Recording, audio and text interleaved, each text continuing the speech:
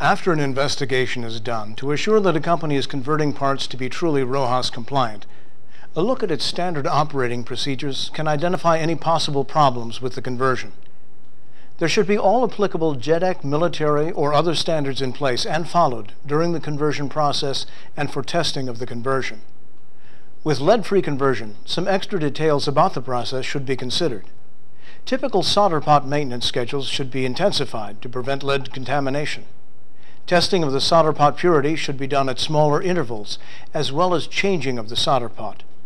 A reworking for lead-free standard should include specification limits and guidelines for testing solder for lead contamination.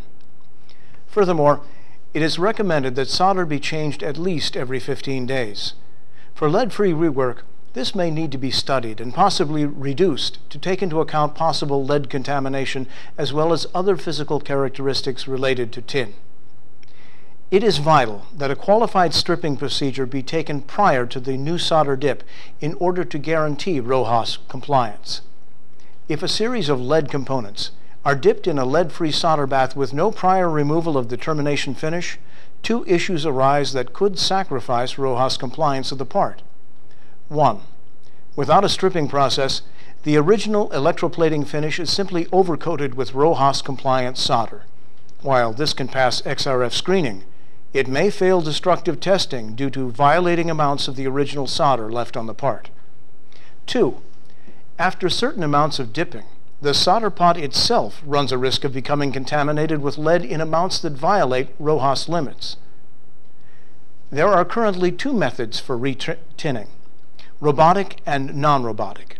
Both are viable methods to ensure RoHS compliance, but there are some differences in their requirements. 1. Robotic. Should feature a vacuum magnetic or mechanical pickup mechanism. Should not damage the component or its terminations.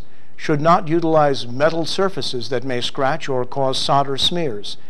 Should be capable of controlling the dwell time in the solder pot within plus or minus 1/10 of a second.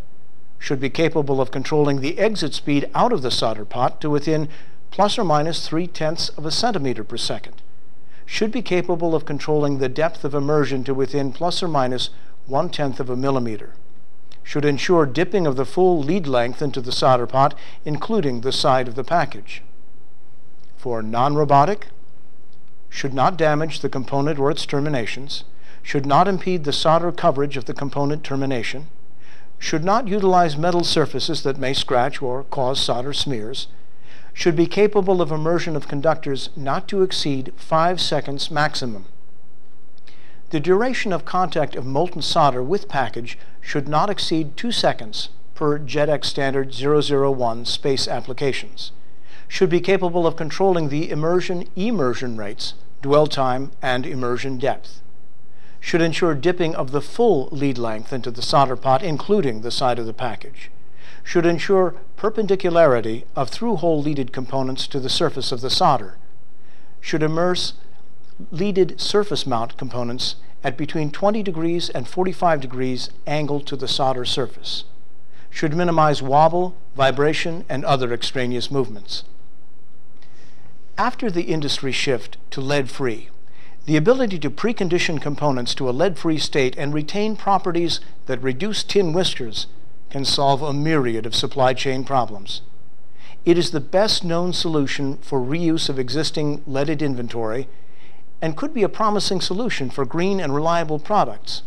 However, there must be some standard to ensure that converted components are being retinned after removal of RoHS violating substances. Due to the limitations of XRF screening, destructive testing must be done in order to show RoHS compliance of the converted components. It is through this method that it can be determined whether a step to remove lead was used in the conversion process.